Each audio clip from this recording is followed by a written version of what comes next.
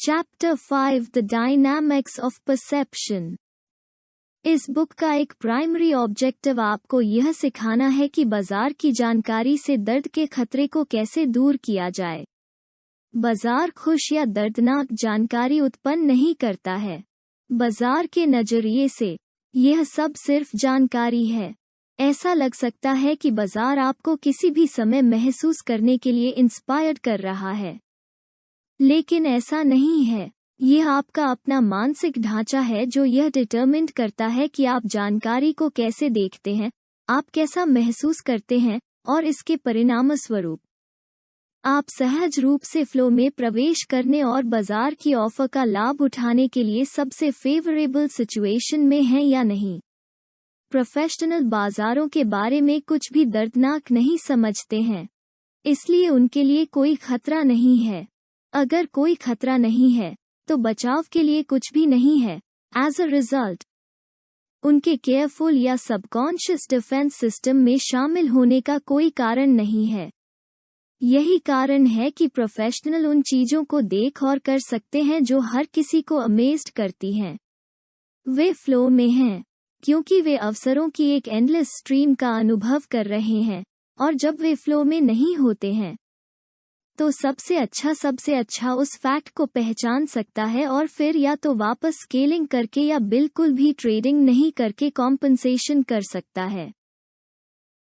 यदि आपका गोल प्रोफेशनल्स की तरह ट्रेडिंग करने में केपेबल होना है, तो आपको बिना किसी डिस्टॉर्शन के एक ऑब्जेक्टिव पॉइंट ऑफ व्यू से बाजार को देखने में एबल होना चाहिए। आपको प्रतिरोध या झिझक के बिना टास्क करने में केपेबल होना चाहिए। लेकिन अति आत्मविश्वास या उत्साह के नेगेटिव इम्पैक्ट्स का मुकाबला करने के लिए उचित मात्रा में पॉजिटिव संयम के साथ। इन शॉर्ट, आपका उद्देश्य मन की एक यूनिक स्थिति, एक ट्रेडर मानसिकता बनाने में केपेबल होना है। जब आप इसे पूरा कर लेते हैं तो एक ट्रेडर के रूप में आपकी सफलता के बारे में बाकी सब कुछ सही हो जाएगा। उस ऑब्जेक्टिव को प्राप्त करने में आपकी मदद करने के लिए मैं आपको बाजार की जानकारी के साथ अपने संबंध को फिर से डिफाइन करने का एक तरीका देने जा रहा हूं, ताकि इसमें से किसी को भी खतरे के रूप में देखने की बहुत कम या कोई संभावना न हो। रीडिफाइन से मेरा मतलब है कि आप अपने पॉइंट ऑफ व्यू को बदलें और एक मानसिक ढांचे से बाहर निकलें जो आपको भावनात्मक दर्द में दोहन करने के बजाय अवेलेबल अवसरों पर फोकस्ड रखता है। Debugging your mental software.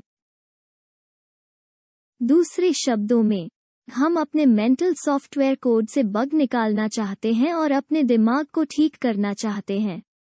इसे इफेक्टिव ढंग से करने के लिए मेंटल एनर्जी की नेचर की समझ की आवश्यकता होगी, और आप उस एनर्जी का उपयोग उस पर्सपेक्टिव को बदलने के लिए कैसे कर सकते हैं जो बाजार की जानकारी के लिए अनवांटेड नेगेटिव इमोशनल फीडबैक उत्पन्न कर रहा है। सीखने के लिए बहुत कुछ है, लेकिन मुझे लगता है कि आप इस बात से चकित होंगे कि कैसे कुछ साधारण परिवर्तन आपके ट्रेडिंग परिणामों में भारी अंतर ला सकते हैं। ट्रेडिंग की प्रक्रिया एक अवसर को समझने के साथ शुरू होती है। एक अवसर की धारणा के बिना हमारे पास ट्रेडिंग करने का कोई कारण नहीं होगा। इसलिए मुझे लगता है कि यह उचित ही है कि हम धारणा की प्रक्रिया को तोड़कर मेंटल एनर्जी की अपनी परीक्षा शुरू करें। धारणा की बिल्ट-इन गतिशीलता क्या है? कौन से कारक डिटरमिन करते हैं कि हम जानकारी को कैसे देखते हैं या जो अवेलेबल है उसके संबंध में हम क्या अनुभव करते हैं? किसी भी मोमेंट हम जो अनुभव करते हैं उससे धारणा कैसे जुड़ी है? शायद धारणा की गतिशीलता को समझने और इन सवालों के जवाब देने का सबसे आसान तरीका सब कुछ के बारे में सोचना है, और मैं उन फोर्सेस के बारे में सोचता हूं जो क्वालिटीज, कैरेक्टरिस्टिक्स और सिम्टम्स के बारे में जानकारी उत्पन्न करते हैं, जो उन्हें स्पेसिफिक रूप से वे क्या हैं। जो कुछ भी मौजूद है हमारे शरीर के बाहर, सभी पौधे और जीवन की सभी कैटेगरीज, मौसम की स्थिति, भूकंप और ज्वालामुखी विस्फोट के रूप में सभी ग्रह संबंधी घटनाएं, सभी एक्टिव और इनएक्टिव फिजिकल सब्सटेंस, और सभी नॉन फिजिकल घटनाएं जैसे प्रकाश, साउंड वेव्स, माइक्रोवेव और रेडिएशन अपने एग्जिस्टेंस की नेचर के बारे में जानकारी उत्पन्न करता है। उस जानकारी में हमारी 5 फिजिकल सेंसेस में से एक पर एक बल के रूप में कार्य करने की क्षमता है। इससे पहले कि हम आगे बढ़ें, ध्यान दें कि मैं उत्पन्न क्रिया का उपयोग सभी इंक्लूसिव तरीके से करता हूं, जिसका अर्थ है कि सब कुछ एक्सप्रेशन की एक्टिव सिचुएशन में है, जिसमें निर्जीव वस्तुएं भी शामिल हैं। यह समझाने के लिए कि मैं ऐसा क्यों करता हूं, आइए एक चट्टान की तरह सरल चीज को देखें। यह एक निर्जीव वस्तु है जो यूनिक परमाणुओं और मॉलिक्यूल्स से बनी है, जो खुद को एक चट्टान के रूप में एक्सप्रेस करते हैं। मैं एक्टिव क्रिया टू एक्सप्रेस का उपयोग कर सकता हूं क्योंकि चट्टान बनाने वाले परमाणु और मॉलिक्यूल कंटिन्यूअस गति में हैं। इसलिए भले ही चट्टान सबसे इंटैंजिबल अर्थों को छोड़कर एक्टिव नहीं दिखाई देती है, लेकिन इसमें ऐसे गुण और गुण हैं जो हमारी सेंसेस पर बल के रूप में कार्य करेंगे, जिससे हम इसके एग्जिस्टेंस की प्रकृति के बारे में अनुभव और भेद कर सकते हैं। उदाहरण के लिए, एक चट्टान की बनावट होती है, और अगर हम अपनी उंगलियों को चट्टान की सतह पर चलाते हैं तो वो बनावट हमारे टच की भावना पर एक बल के रूप में कार्य करती है। एक चट्टान का आकार और रंग होता है जो हमारी विजन पर एक बल के रूप में कार्य करता है। चट्टान ऐसी जगह घेर लेती है जिस पर कोई अन्य वस्तु कब्जा नहीं कर सकती है, ताकि हम इसे खाली जगह या किसी अन्य वस्तु के बजाय देख सकें। एक चट्टान में एक गंध भी हो सकती है जो हमारी गंध की भावना पर एक बल के रूप में कार्य करती है या किसी चीज की तरह स्वाद लेती है। हालांकि मैंने हाल ही में पता लगाने के लिए किसी भी चट्टान को नहीं चाटा है। जब हम एनवायरनमेंट में कुछ भी पाते हैं जो उसके गुणों और कैरेक्टरिस्टिक्स को एक्सप्रेस करता है, तो एनर्जी का गिव एंड टेक होता है। बाहर से जो कुछ भी अपने आप को एक्सप्रेस कर रहा है, उसके रूप में एनर्जी हमारे नर्व मैकेनिज्म द्वारा इलेक्ट्रिसिटी इम्पल्सेस में कन्वर्टेड हो जाती है और फिर हमारे इंटरनल मेंटल एनवायरनमेंट में जमा हो जाती है। अधिक स्पेसिफिक होने के लिए, हम अपनी सेंसर्स के माध्यम से जो कुछ भी देख रहे हैं, सुन रहे हैं, चख रहे हैं, सूंघ रहे हैं या महसूस कर रहे हैं, वो एनर्जी के इलेक्ट्रिसिटी इम्पल्सेस में बदल जाता है और हमारे मेंटल एनवायरनमेंट में स्मृति और या डिस्क के रूप में संग्रहित हो जाता है। मुझे लगता है कि यह सब काफी स्पष्ट है अधिकांश लोगों के लिए, लेकिन यहाँ कुछ गहरे इम्प्लीकेशन हैं जो स्वयं स्पष्ट नहीं हैं और हम आम तौर पर उन्हें पूरी तरह से हल्के में लेते हैं। सबसे पहले, एक कारण और इफेक्ट रिलेशन है जो हमारे और बाहरी वातावरण में मौजूद हर चीज के बीच मौजूद है। एज अ रिजल्ट, बाहरी फोर्सेस के साथ हमारी मुठभेड़ हमारे दिमाग के अंदर एनर्जी स्ट्रक्चर्स कहलाती है। यादें, भेद और अल्टीमेटली हम अपने पूरे जीवन में जो विश्वास प्राप्त करते हैं, वे हमारे मेंटल एनवायरनमेंट में स्ट्रक्चर्ड एनर्जी के रूप में मौजूद होते हैं। स्ट्रक्चर्ड एनर्जी एक इंटैंजिबल अवधारणा है। आप अपने आप से पूछ रहे होंगे, एनर्जी कैसे आकार या रूप लेती है? इससे पहले कि मैं इस क्वेश्चन का उत्तर दूं, एक और अधिक फंडामेंटल क्वेश्चन पर ध्यान देने की आवश्यकता है। हम कैसे जानते हैं कि मेमोरीज, भेद और बिलीव सबसे पहले एनर्जी के रूप में मौजूद हैं? मुझे नहीं पता कि यह साइंटिस्ट रूप से प्रूवन है या साइंटिस्ट कम्युनिटी द्वारा पूरी तरह से स्वीकार किया गया है, लेकिन अपने आप से पूछें कि ये मेंटल घटक किस अन्य रूप में मौजूद हो सकते हैं। यहाँ हम फिक्स्ड रूप से जानते हैं, परमाणुओं और मॉलिक्यूल से बनी कोई भी चीज जगह लेती है और इसलिए देखी जा सकती है। यदि स्मृति, डिस्टिंक्शन और विश्वास किसी फिजिकल रूप में मौजूद हैं, तो हमें उनका पालन करने में सक्षम होना चाहिए। मेरी जानकारी में ऐसी कोई टिप्पणी नहीं की गई है। साइंटिस्ट कम्युनिटी ने ब्रेन के टिश्यूज, जीवित और मृत दोनों, को अलग अलग परमाणु के स्तर पर सेवर्ड किया है। ब्रेन के डाइवर्स एरियाज को उनके टास्क्स के रेफरेंस में मैप किया है। लेकिन अभी तक किसी ने भी मेमोरी, भेद या विश्वास नहीं देखा है अपने नेचुरल रूप में से मेरा मतलब है कि हालांकि एक साइंटिस्ट इंडिविजुअल ब्रेन सेल्स का इंस्पेक्शन कर सकता है जिसमें कुछ यादें होती हैं, वो उन यादों को पहले अनुभव नहीं कर सकता है। वो उन्हें केवल तभी अनुभव कर सकता है जब वो व्यक्ति जिसके पास यादें हैं जीवित है और उन्हें किसी तरह व्यक्त करना चाहता है।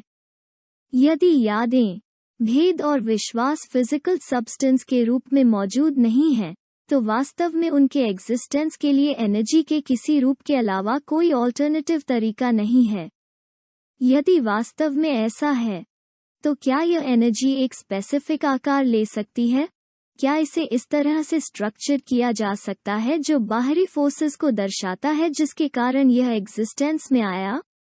सबसे फिक्स्ड रूप से, क्या एनवायरनमेंट में कुछ ऐसा है जो आकार वाली एनर्जी के समान है? आइडिया एनर्जी है, क्योंकि आप एक भाषा में सोचते हैं। आपके विचार उन सीमाओं और नियमों द्वारा स्ट्रक्चर्ड होते हैं जो उस स्पेशल भाषा को कंट्रोल करते हैं जिसमें आप सोचते हैं। जब आप उन विचारों को जोर से एक्सप्रेस करते हैं, तो आप साउंड वेव्स बनाते हैं, जो एनर्जी का एक रूप है। आपके नॉइजी रस्सियों और जीभ की म्यूचुअली क्रिया द्वारा बनाई गई साउंड वेव्स आपके संदेश की सामग्री द्वारा स्ट्रक्चर्ड होती हैं। माइक्रोवेव एनर्जी है। कई फोन कॉल माइक्रोवेव द्वारा रिले किए जाते हैं, जिसका अर्थ है कि माइक्रोवेव एनर्जी को इस तरह से स्ट्रक्चर किया जाना चाहिए जो उस संदेश को दर्शाता है जो इसे ले जा रहा है।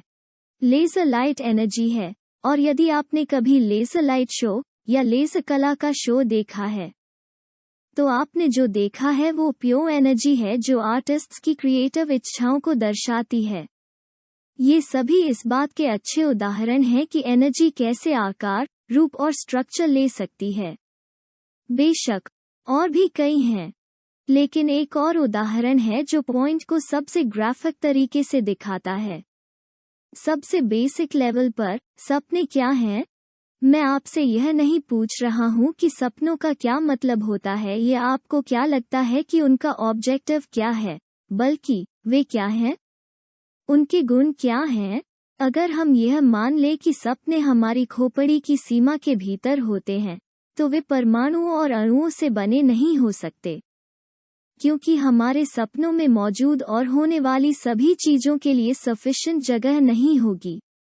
ऐसा प्रतीत होता है कि ड्रीम के एक्सपीरियंसेस के समान रेशियो और डायमेंशंस होते हैं, जैसा कि हम जागते समय एक्सपीरियंस करते हैं और अपनी 5 सेंसेस के माध्यम से जीवन का अनुभव करते हैं। यह संभव हो सकता है यदि सपने स्ट्रक्चर्ड एनर्जी का एक रूप थे, क्योंकि एनर्जी किसी भी आकार या डायमेंशंस पर ले जा सकती है, लेकिन ऐसा करने में वास्तव में कोई स्थान नहीं लेता है।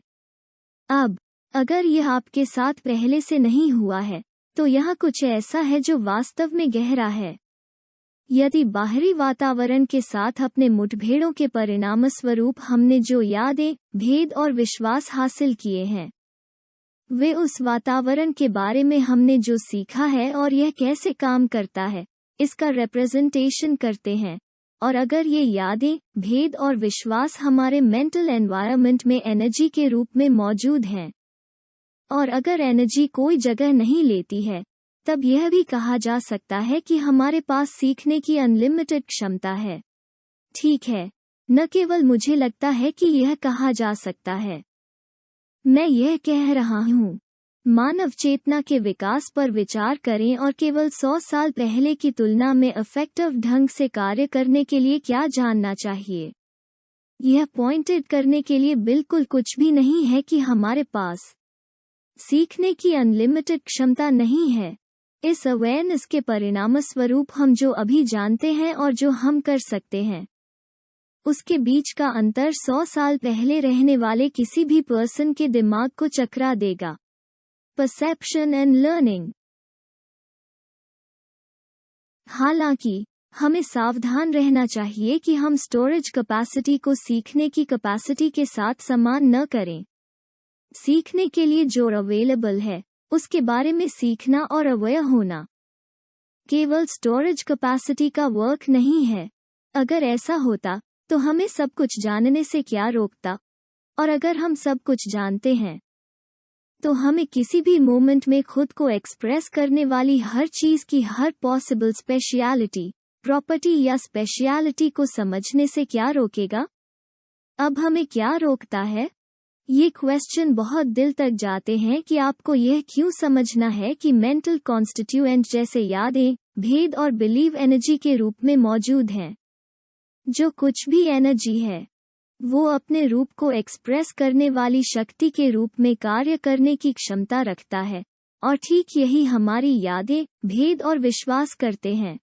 वे अंदर से हमारी सेंसेस पर एक बल के रूप में कार्य करते हैं, अपने रूप और सामग्री को एक्सप्रेस करते हैं, और ऐसा करने की प्रोसेस में किसी भी मोमेंट में हम जो जानकारी देखते हैं उस पर उनका गहरा सीमित प्रभाव पड़ता है, जिससे मेजॉरिटी जानकारी होती है एनवायरनमेंट के पॉइंट ऑफ व्यू से अवेलेबल है, और उस जानकारी के भीतर इम्प्लाइड संभावनाएं वर्चुअली इनविजिबल हैं।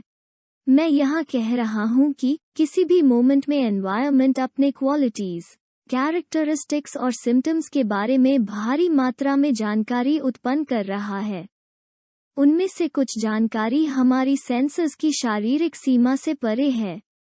उदाहरण के लिए, हमारी आंखें प्रकाश की ईच वेवलेंथ को नहीं देख सकती हैं और न ही हमारे कान एनवायरनमेंट द्वारा उत्पन्न साउंड की ईच फ्रीक्वेंसी को सुन सकते हैं।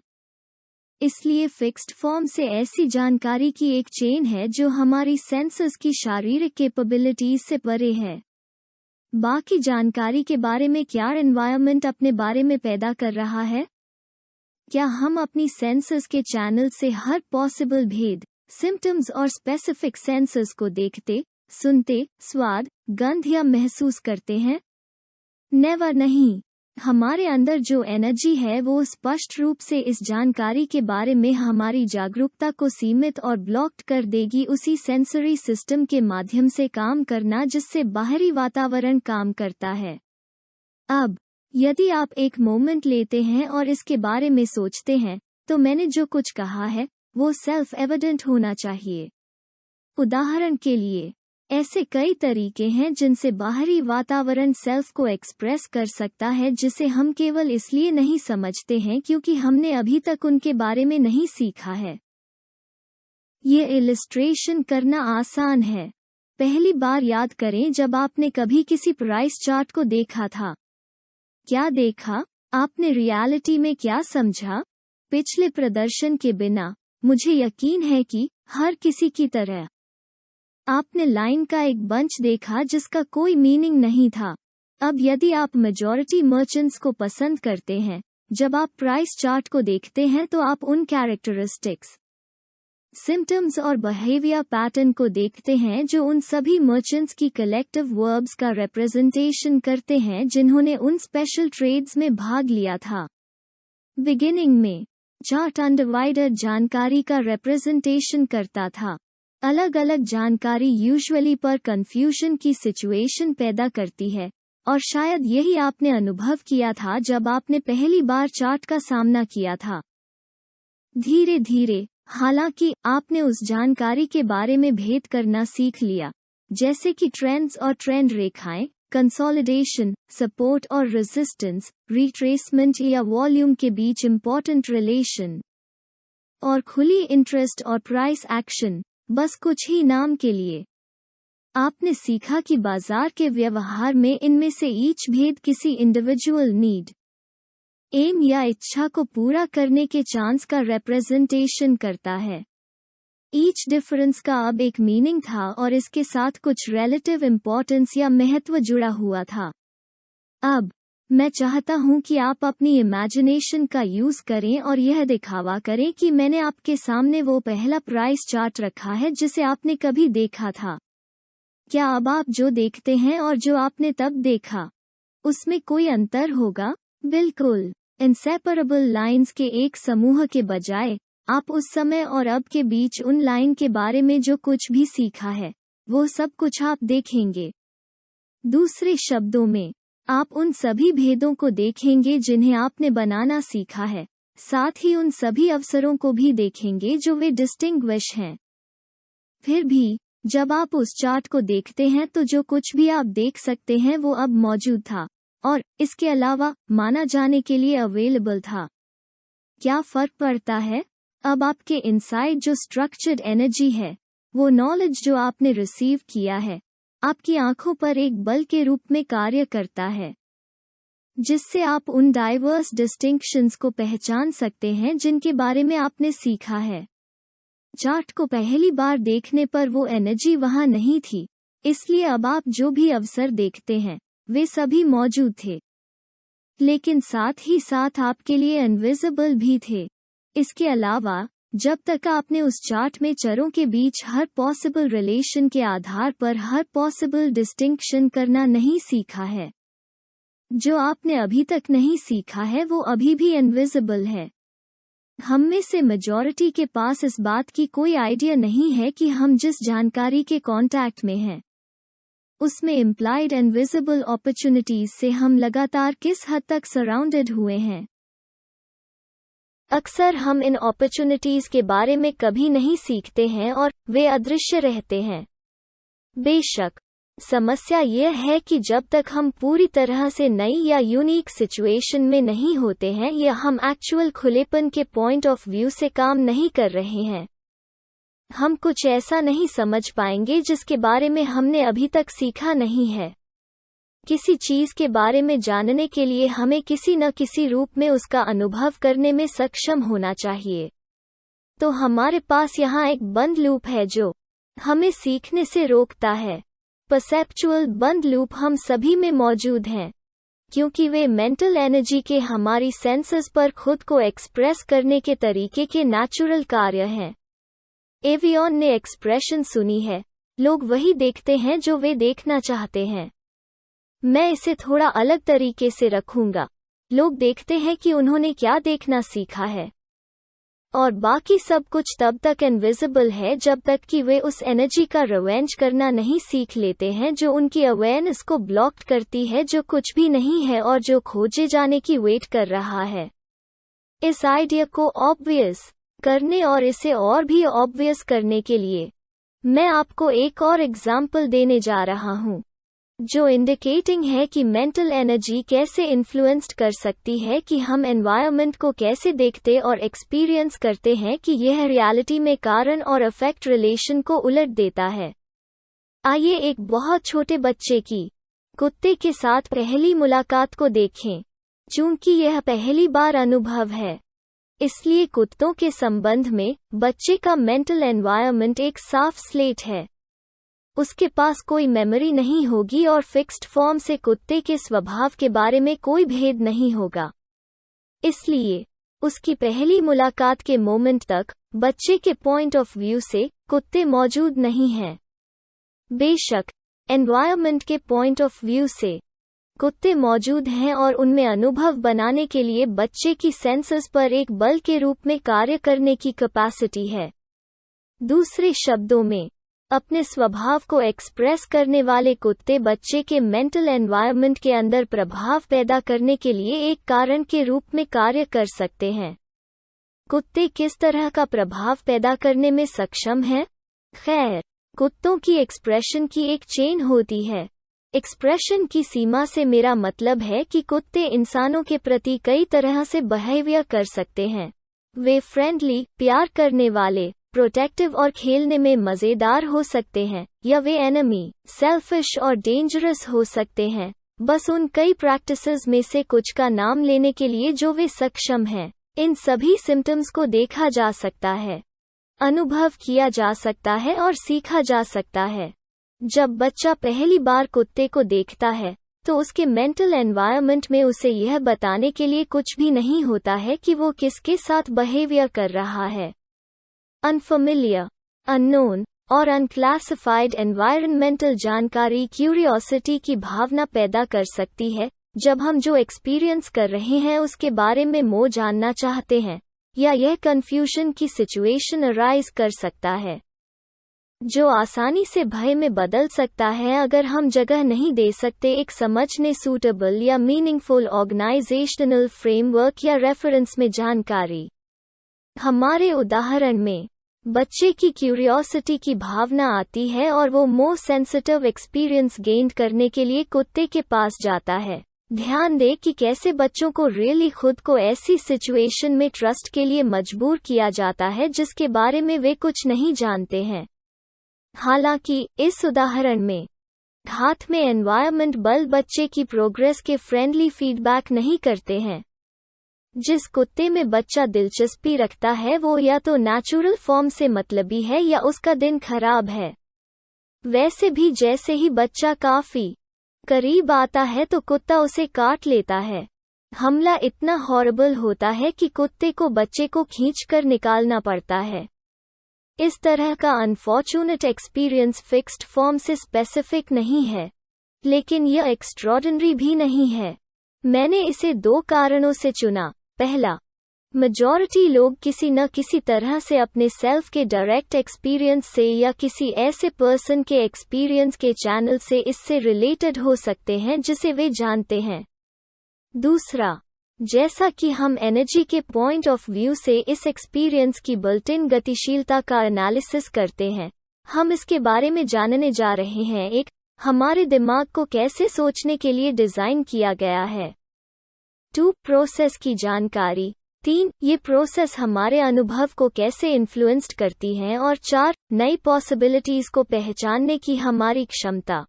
मुझे पता है कि यह माव एक उदाहरण से बहुत अधिक जानकारी की तरह लगता है, लेकिन इसमें शामिल प्रिंसिपल लगभग सभी सीखने के नीचे की गतिशीलता पर लागू होते हैं। शारीरिक और इमोशनल रूप से शॉक के परिणामस्वरूप हमारे उदाहरण में छोटे लड़के के पास अब एक मेमोरी और एक अंतर है जिस तरह से कुत्ते खुद को एक्सप्रेस कर सकते हैं। यदि लड़कों की अपने एक्सपीरियंसेस को याद रखने की कैपेसिटी जनरल है, तो वो इस घटना को इस तरह से आर्काइव कर सकता है जो उन सभी सेंसेस का रिप्रेजेंटेशन करता है जिन पर एक्सपीरियंस का इफेक्ट पड़ा। उदाहरण के लिए हमले को मेंटल इमेजेस के रूप में आर्काइव किया जा सकता है जो उसने देखा, साथ ही साथ मेंटल साउंड्स के रूप में जो उसने सुना है, और इसी तरह का रिप्रेजेंटेशन करता है। अन्य 3 सेंसर्स का रिप्रेजेंटेशन करने वाली यादें उसी तरह काम करेंगी। हालांकि उसकी मेमोरी में जिस प्रकार का सेंसरी डेटा है वो उतना इम्पॉर्टेंट नहीं है जितना कि सेंसरी डेटा जिस तरह की एनर्जी का रिप्रेजेंटेशन करता है। हमारे पास ओरिजिनल फॉर्म से 2 प्रकार की मेंटल एनर्जी होती है। पॉजिटिव फॉर्म से चार्ज की गई एनर्जी, जिसे हम प्यार, आत्मविश्वास, खुशी, सैटिस्फैक्शन और उत्साह कहते हैं, कुछ प्लेजेंट तरीके जिन्हें हम महसूस कर सकते हैं। और नेगेटिव फॉर्म से चार्ज की गई एनर्जी, फियर, पैनिक, डिसैटिस्फैक्शन, विश्वासघात, अफसोस, क्रोध, भ्रम, चिंता, तनाव और हताशा का रिप्रेजेंटेशन करती है। ये सभी उस चीज का रिप्रेजेंटेशन करते हैं जिसे आमतौर पर इमोशनल दर्द के रूप में जाना जाता है। चूंकि कुत्ते के साथ लड़के का पहला अनुभव बेहद दर्दनाक था, हम यह मान सकते हैं कि चाहे जो भी सेंसेस इन्फ्लुएंस्ड हों, इस अनुभव की उसकी सभी यादें दर्दनाक, अनप्लेजेंट फीलिंग, नेगेटिव एनर्जी में होंगी। अब यह नेगेटिव रूप से चार्ज्ड मेंटल एनर्जी का उसकी धारणा और बिहेवियर पर क्या इफेक्ट पड़ेगा यदि और जब उसका सामना किसी अन्य कुत्ते से होता है? उत्तर इतना ऑब्वियस है कि पूछने में भी यह फनी लग सकता है, लेकिन बिल्ट इन इम्प्लीकेशन ऑब्वियस नहीं है, इसलिए मेरे साथ रहें। जाहिर है, जैसे ही वो दूसरे कुत्ते के कांटेक्ट में आएगा, उसे डर का एक्सपीरियंस होगा। ध्यान दें कि मैंने दूसरे शब्द का इस्तेमाल अगले कुत्ते का डिस्क्रिप्शन करने के लिए किया है जिसका उसका कोई कांटेक्ट है।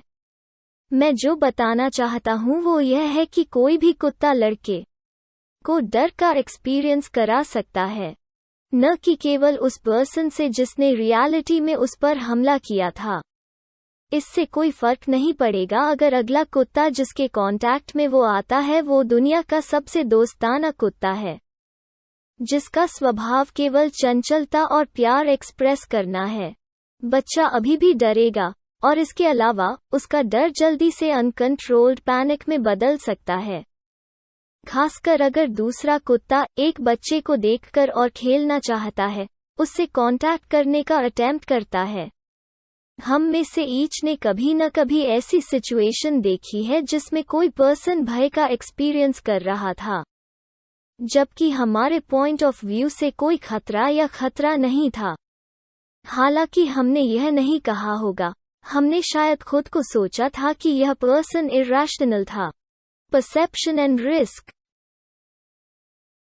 यदि हमने यह बताने की कोशिश की कि डरने की कोई नीड क्यों नहीं है, तो हमने शायद पाया कि हमारे शब्दों का, यदि कोई हो, बहुत कम प्रभाव था। हम अपने एग्जाम्पल में लड़के के बारे में एक ही बात आसानी से सोच सकते हैं कि वो सिर्फ इरैशनल है, क्योंकि यह हमारे पॉइंट ऑफ व्यू से ऑब्वियस है कि उसके दिमाग ने जिस पर ध्यान केंद्रित किया है, उसके अलावा अन्य संभावनाएं मौजूद हैं। लेकिन क्या उसका डर किसी भी तरह से कम रैशनल है? मान लीजिए, अगला ट्रेड करने के बारे में आपका डर या झिझक जब आपका पिछला ट्रेड हार गया था।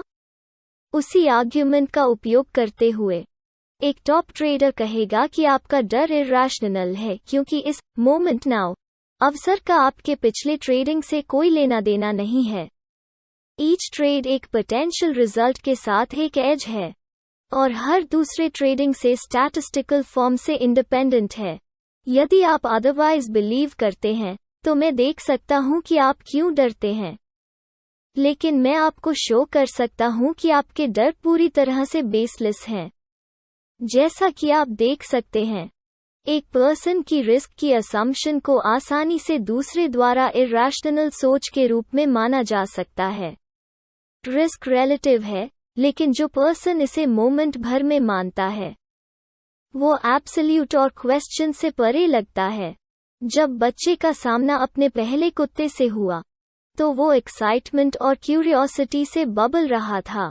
यह हमारे दिमाग के सोचने और जानकारी को प्रोसेस करने के तरीके के बारे में क्या है जो अगली बार किसी कुत्ते से मिलने पर लड़के को सेल्फ ड्राइव रूप से डर की सिचुएशन में बदल सकता है, भले ही वो महीनों या वर्षों बाद हो। अगर हम डर को एक नेचुरल मैकेनिज्म के रूप में देखते हैं जो हमें खतरनाक सर्कमस्टांसेस से चेतावनी देता है, तो हमारे दिमाग के काम करने के तरीके के बारे में ऐसा क्या है जो लड़के को सेल्फ ड्राइव रूप से बताएगा कि कुत्ते के साथ अगली मुठभेड़ डरने की बात है? लड़के की नेचुरल क्यूरियोसिटी का क्या हुआ? कुत्तों की नेचर के बारे में जानने के लिए फिक्स्ड रूप से इस एक अनुभव ने उन्हें सिखाया है, खासकर इस फैक्ट के प्रकाश में कि हमारे दिमाग में सीखने की अनलिमिटेड कैपेसिटी है। और लड़के के डर से बाहर बात करना लगभग इम्पॉसिबल क्यों होगा? The power of association. पहली नज़र में ये क्वेश्चन जितने कॉम्प्लेक्स लग सकते हैं, उनमें से मेजॉरिटी का आंसर आसानी से दिया जा सकता है। मुझे यकीन है कि आप में से बहुत से लोग पहले से ही आंसर जानते हैं। हमारे दिमाग में एक बिल्ट इन डिज़ाइन स्पेशलिटी है जो हमें बाहरी क्लाइमेट में मौजूद किसी भी चीज़ को जोड़ने और जोड़ने का कारण बनती है जो क्वालिटी, कैरेक्टरिस्टिक्स, क्वालिटीज़ या सिम्टम्स के समान है जो पहले से मौजूद है हमारे मेंटल एनवायरनमेंट में मेमोरी या भेद के रूप में। दूसरे शब्दों में, बच्चे के कुत्तों से डरने के उदाहरण में, दूसरा कुत्ता या कोई दूसरा कुत्ता जिसका उसके बाद सामना होता है, उसे इमोशनल दर्द का एक्सपीरियंस करने के लिए हमला करने वाला कुत्ता नहीं होना चाहिए। उसके मन में दोनों के बीच रिलेशन बनाने के लिए बस एक समानता या इक्वालिटी सफिशिएंट होनी चाहिए। हमारे मन की यह नेचुरल ट्रेंड एसोसिएट एक अनकॉन्शियस मेंटल वर्क है जो सेल्फ ड्राइव रूप से होता है। ये ऐसा कुछ नहीं है जिसके बारे में हमें सोचना या डिसीजन लेना है। एक अनकॉन्शियस मेंटल वर्क दिल की धड़कन जैसे इनवॉलंटरी बॉडी कार्य के अकॉर्डिंग होगा। जिस तरह हमें अपने दिलों को धड़कने की प्रोसेस के बारे में कॉन्शियस रूप से सोचने की ज़रूरत नहीं है। उसी तरह हमें एक्सपीरियंसेस और उनके बारे में अपनी फीलिंग्स को जोड़ने के बारे में सोचने की ज़रूरत नहीं है।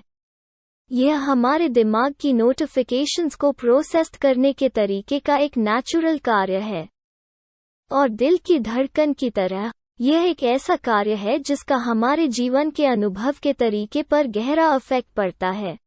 मैं चाहता हूं कि आप एनर्जी के दो तरफा फ्लो की कोशिश करें और कल्पना करें जो कारण और फ्लो संबंध को उलट देता है, जिससे लड़के के लिए उसके दिमाग में किसी भी अदर पॉसिबिलिटीज को समझना मुश्किल हो जाएगा, यदि इम्पॉसिबल नहीं है। आपकी मदद करने के लिए मैं इस प्रोसेस को इसके सबसे छोटे भागों में तोड़ने जा रहा हूं, और स्टेप बाय स्टेप क्या होता है, यह सब कुछ सारगर्भित लग सकता है, लेकिन इस प्रोसेस को समझना आपकी कैपेसिटी को रिसीव करने की कैपेसिटी को अनलॉक करने में एक बड़ी भूमिका निभाता है। एक बड़े ट्रेडर के रूप में लगातार सफलता। सबसे पहले आइए मूल बातें ठीक करें। लड़के के बाहर स्ट्रक्चर्ड एनर्जी और लड़के के अंदर स्ट्रक्चर्ड एनर्जी होती है। बाहरी एनर्जी एक दोस्ताना कुत्ते के रूप में पॉजिटिव रूप से चार्ज होती है जो खेलकर खुद को एक्सप्रेस करना चाहता है। इंटरनल एनर्जी मेंटल इमेजेस और साउंड्स के रूप में एक नेगेटिव चार्ज की गई मेमोरी है जो कुत्ते के साथ लड़के के पहले एक्सपीरियंस का रिप्रेजेंटेशन करती है। अंदर और बाहर दोनों एनर्जी में लड़के की सेंसर्स पर खुद को महसूस करने की कैपेसिटी होती है और परिणामस्वरूप उसके लिए दो अलग अलग टाइप की सिचुएशंस का एक्सपीरियंस होता है। बाहरी एनर्जी में लड़के पर इस तरह से एक बल के रूप में कार्य करने की कैपेसिटी होती है कि वो बहुत सुखद पा सके। यह स्पेशल कुत्ता चंचलता, मित्रता और यहाँ तक प्यार जैसी बिहेवियर कैरेक्टरिस्टिक्स को एक्सप्रेस करता है। लेकिन ध्यान रखें कि ये ऐसी प्रॉपर्टीज हैं जो बच्चे ने अभी तक कुत्ते में अनुभव नहीं की हैं, इसलिए उनके पॉइंट ऑफ व्यू से वे मौजूद नहीं हैं। जैसा कि मैंने पहले प्रेजेंटेड प्राइस चार्ट एग्जाम्पल में किया था, बच्चा तब तक नहीं समझ पाएगा जब तक कि वो सीखने के लिए फ्रेंडली माइंड की सिचुएशन में न हो। अंदर की एनर्जी में भी कैपेसिटी है और वो बस वेट कर रही है, इसलिए बोलने के लिए, खुद को एक्सप्रेस करने के लिए। लेकिन यह लड़के की आंखों और कानों पर इस तरह से असर करेगा जिससे उसे खतरा महसूस हो। यह बदले में इमोशनल दर्द, फियर एंड पॉसिबली यहाँ तक आतंक का एक्सपीरियंस भी पैदा करेगा। जिस तरह से मैंने इसे एस्टैब्लिश्ड किया है, ऐसा लग सकता है कि लड़के के पास मौज मस्ती करने या डर का एक्सपीरियंस करने के बीच एक चॉइस है, लेकिन रियलिटी में ऐसा नहीं है, कम से कम इस समय नहीं। इस सिचुएशन में मौजूद दो पॉसिबिलिटीज में से वो ऑफ कोर्स प्लेजर के बजाय दर्द और भय का अनुभव करेगा। यह कई कारणों से सच है। सबसे पहले, जैसा कि मैंने पहले ही सिग्नल दिया है, हमारे दिमाग को ऑटोमेटिकली से और तुरंत रिलेटेड जानकारी को जोड़ने और लिंक करने के लिए वायर एंड वायर किया जाता है जिसमें समान प्रॉपर्टीज, क्वालिटीज एंड कैरेक्टरिस्टिक्स होते हैं। कुत्ते के रूप में बच्चे के बाहर क्या है, उसके दिमाग में जैसा दिखता है और लगता है। हालांकि दोनों को जोड़ने के लिए उसके दिमाग के लिए एसेंशियल इक्वालिटी की डिग्री एक अननोन वेरिएबल है, जिसका मीनिंग है कि मैं उस मेंटल सिस्टम को नहीं जानता जो यह डिटरमिन करता है कि हमारे दिमाग को दो या दो से अधिक जोड़ने और जोड़ने के लिए कितनी या कितनी इक्वालिटी की नीड है। जानकारी के सेट। चूंकि हर किसी का दिमाग एक समान तरीके से काम करता है, लेकिन साथ ही यूनिक है, मैं मानूंगा कि इक्वालिटी और डिसिमिलैरिटी के लिए टॉलरेंस की एक सीमा होती है और हम में से ईच की सीमा के भीतर कहीं न कहीं एक यूनिक एबिलिटी होती है। यहाँ हम क्या जानते हैं? जैसे ही यह अगला कुत्ता लड़के की आंखों या कानों के कांटेक्ट में आता है, अगर उसके दिखने या आवाज करने के तरीके और उसकी मेमोरी में बसे कुत्ते के बीच इनफ इक्वालिटी है, तो उसका दिमाग अपने आप दोनों को जोड़ देगा। यह संबंध बदले में उसकी मेमोरी में नेगेटिव रूप से चार्ज्ड एनर्जी को उसके पूरे शरीर में छोड़ देगा, जिससे वो फॉरशैडोइंग या पैनिक की एक बहुत ही अनकंफर्टेबल फीलिंग से दूर हो जाएगा। वो जिस बेचैनी या इमोशनल पेन का अनुभव करता है वो उस शॉक की डिग्री के बराबर होगा जो उसे कुत्ते के साथ अपनी पहली मुठभेड़ के परिणामस्वरूप हुआ था। आगे क्या होता है जिसे साइकोलॉजिकल प्रोजेक्शन कहते हैं, मैं इसे केवल एक और टेम्पररी यूनियन के रूप में रेफरेंस करने जा रहा हूं जो लड़के के पॉइंट ऑफ व्यू से सिचुएशन की रियलिटी को एब्सोल्यूट अनक्वेश्चनेबल ट्रूथ की तरह बनाता है।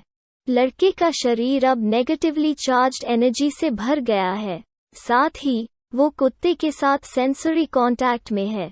इसके बाद उसका दिमाग जो भी सेंसरी जानकारी उसकी आंखों या कानों को अपने भीतर अनुभव कर रही पेनफुल एनर्जी से जोड़ता है, जिससे ऐसा लगता है कि उसके दर्द और भय का सोर्स वो कुत्ता है जिसे वो उस पल में देख या सुन रहा है।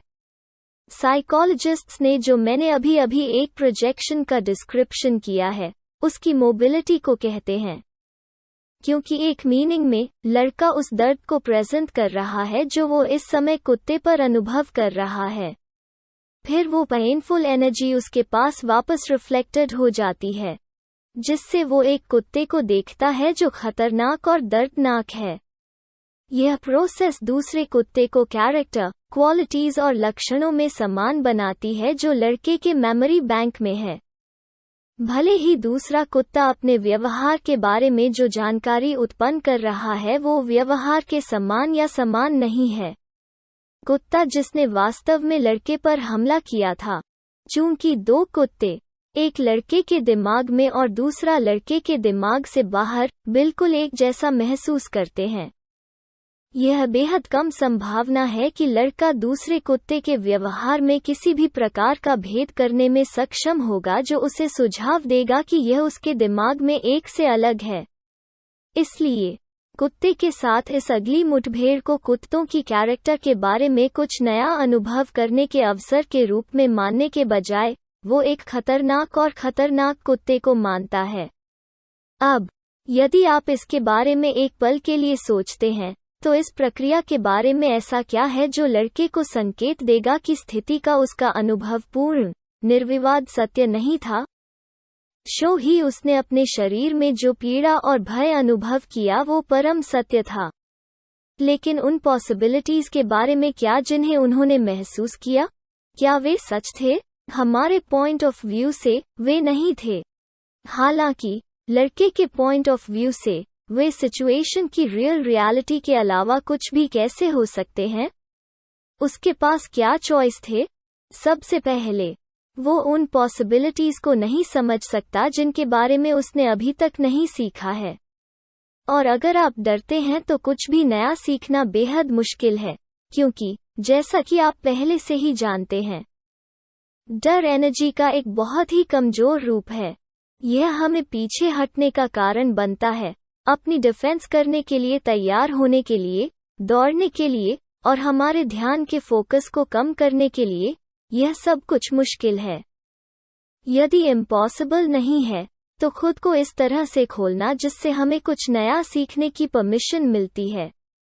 दूसरा, जैसा कि मैंने पहले ही संकेत किया है, जहां तक वाले लड़के का संबंध है, कुत्ता उसके दर्द का सोर्स है और एक मायने में यह सच है। दूसरे कुत्ते ने उसे पहले से ही उसके दिमाग में दर्द का पता लगाने के लिए इंस्पायर किया, लेकिन यह उस दर्द का असली सोर्स नहीं था। यह एक पॉजिटिव फॉर्म से चार्ज किया गया कुत्ता था जो एक ऑटोमेटिक, इनवॉलंटरी मेंटल प्रोसेस द्वारा लड़के की नेगेटिव फॉर्म से चार्ज की गई एनर्जी से जुड़ा था, स्पीड अप से काम कर रहा था, एक ऐसी प्रोसेस जिसके बारे में लड़के को बिल्कुल भी जानकारी नहीं है। तो जहां तक संबंध है, वो क्यों डरेगा यदि कुत्ते के बारे में जो कुछ भी वो समझता था वो एब्सोल्यूट ट्रूथ नहीं था? जैसा कि आप देख सकते हैं, इससे कोई फर्क नहीं पड़ेगा कि कुत्ता कैसे काम कर रहा था। यह कोई इसके ऑपोजिट क्या कह सकता है कि लड़के को क्यों डरना नहीं चाहिए, क्योंकि वो समझ जाएगा कि कुत्ता अपने बारे में जो भी जानकारी पैदा कर रहा है, चाहे वो कुछ भी हो, कितना पॉजिटिव, नेगेटिव एटीट्यूड से, उसे जरा भी आभास नहीं होगा कि उसका दर्द, भय और पैनिक का अनुभव पूरी तरह से सेल्फ मेड था। अब यदि लड़के के लिए अपने सेल्फ के दर्द और पैनिक को सेल्फ जनरेटेड करना संभव है और साथ ही दृढ़ता से शो होना चाहिए कि उसका नेगेटिव एक्सपीरियंस एनवायरनमेंट से आ रहा था, तो क्या मर्चेंट्स के लिए अपने सेल्फ के एक्सपीरियंसेस को सेल्फ जनरेटेड करना भी संभव है? डर और इमोशनल पेन के रूप में वे बाजार की जानकारी के साथ बातचीत करते हैं और पूरी तरह से शो होते हैं कि उनका दर्द और डर सिचुएशन से पूरी तरह से उचित था। अंडरलाइन साइकोलॉजिकल डायनामिक्स ठीक उसी तरह काम करती है। एक ट्रेडर के रूप में आपके मूल ऑब्जेक्टिव्स में से एक है अवेलेबल अपॉर्चुनिटीज को समझना, न कि दर्द के खतरे को समझना। अपॉर्चुनिटीज पर ध्यान केंद्रित रहने का तरीका जानने के लिए आपको खतरे के सोर्स को अनसर्टेन शब्दों में जानने और समझने की आवश्यकता है। यह बाजार नहीं है। बाजार न्यूट्रल अप्रोच से आगे बढ़ने की अपनी क्षमता के बारे में जानकारी उत्पन्न करता है। साथ ही यह आपको सुपरवाइजर अपनी ओर से कुछ करने के अवसरों की एक एंडलेस स्ट्रीम प्रोवाइड करता है। यदि आप किसी भी मोमेंट जो अनुभव करते हैं उसके कारण आपको डर लगता है, तो अपने आप से यह प्रश्न पूछें, क्या जानकारी स्वाभाविक रूप से खतरनाक है या आप केवल अपनी मनःस्थिति के प्रभाव का अनुभव कर रहे हैं, जैसा कि अबव इलस्ट्रेशन में है। मुझे पता है कि इसे स्वीकार करना एक कठिन आइडिया है, इसलिए मैं आपको इस पॉइंट को ऑब्वियस करने के लिए एक और एग्जाम्पल दूंगा। आइए एक सीनरियो सेट करें जहां आपके पिछले 2 या 3 ट्रेड हारे हुए थे। आप बाजार देख रहे हैं और वे चर जो आप यह पॉइंटेड करने के लिए यूज करते हैं कि एक अपॉर्चुनिटी मौजूद है, अब मौजूद हैं। ट्रेडिंग को तुरंत एग्जीक्यूशन करने के बजाय आप संकोच करते हैं। ट्रेडिंग बहुत रिस्क भरा, इतना रिस्क भरा लगता है। एक्चुअली आप सवाल करना शुरू करते हैं कि क्या यह एक्चुअली एक संकेत है। परिणामस्वरूप आप यह सपोर्ट करने के लिए जानकारी कलेक्टेड करना शुरू करते हैं कि यह ट्रेड पॉसिबली क्यों काम नहीं करेगा।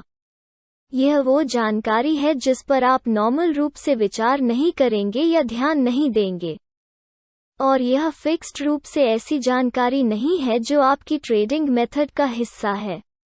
इस बीच बाजार चल रहा है। अनफॉर्चुनेटली यह आपके मूल एंट्री पॉइंट से दूर जा रहा है, जिस पॉइंट पर आप ट्रेड में शामिल हो जाते यदि आप हिचकिचाहट नहीं करते। अब तुम म्यूचुअली ओपोनेंट हो, क्योंकि तुम अब भी अंदर जाना चाहते हो। जीतने वाले ट्रेडिंग को खोने का विचार दर्दनाक है।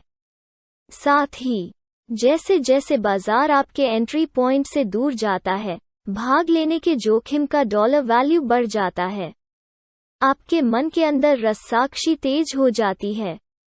आप चूकना नहीं चाहते हैं, लेकिन आप चाबुक भी नहीं देखना चाहते हैं। अंत में आप कुछ नहीं करते हैं, क्योंकि आप स्ट्रगल से पैरालाइज्ड हो जाते हैं। आप अपने आप को यह कहकर अपनी इमोबिलिटी की सिचुएशन को सही ठहराते हैं कि बाजार का पीछा करना बहुत रिस्क भरा है, जबकि आप हर उस टिक पर तड़पते हैं जो बाजार में एक अच्छा जीतने वाला ट्रेड होता। यदि यह सिनेरियो फैमिलियर लगता है, तो मैं चाहता हूं कि आप अपने आप से पूछें कि क्या, जिस समय आप झिझक रहे थे, क्या आप यह समझ रहे थे कि बाजार क्या अवेलेबल करा रहा है, या आपके दिमाग में जो कुछ है वो आपको वापस दिखाई दे रहा है? बाजार ने आपको संकेत दिया, लेकिन आपने संकेत को एक ऑब्जेक्टिव या पॉजिटिव पॉइंट ऑफ व्यू से नहीं देखा। आपने इसे जीतने या पैसा बनाने से मिलने वाली पॉजिटिव सेंटिमेंट का अनुभव करने के अवसर के रूप में नहीं देखा था। लेकिन यह वही है जो बाजार आपको अवेलेबल करा रहा था। इसके बारे में एक पल के लिए सोचें। यदि मैं सिनेरियो को बदलता हूं ताकि आपके पिछले 2 या 3 ट्रेड हारने वालों के बजाय विजेता हों, तो क्या आप सिग्नल को अलग तरह से समझेंगे? क्या आपने इसे पहले सिनेरियो की तुलना में जीतने के अवसर के रूप में अधिक माना होगा? यदि आप लगातार 3 विनर्स से बाहर हो रहे थे, तो क्या आप उस ट्रेड को करने में झिझकते? Very unlikely. इन फैक्ट में, यदि आप मोस्ट ट्रेडर्स को पसंद करते हैं, तो आप शायद लोडिंग करने के लिए बहुत मजबूत विचार दे रहे होंगे, अपने सामान्य आकार की तुलना में बहुत बड़ी सिचुएशन में।